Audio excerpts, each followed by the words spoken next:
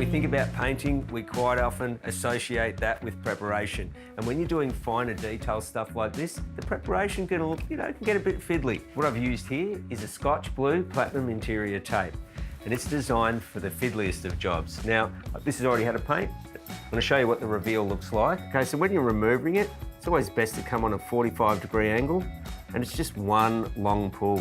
The best part is, it won't tear. Now look at that, another nice crisp line. Okay, now I want to show you just how easy it was to actually mask that up. So with the platinum tape, it's manufactured with these tiny little ridges in there so that you can get a perfect 90-degree tear. Now all I did when I did my masking was I just measured out the length of the hinge, like so.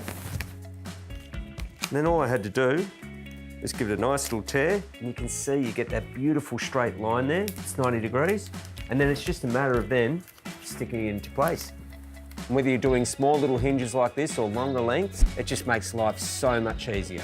All right, so there you go. Now, how easy is that? That's normally a really fiddly job, but the 90-degree tear just means that it makes jobs like that easy to do. You know what? That is masking at its best, and the finish, well, that speaks for itself.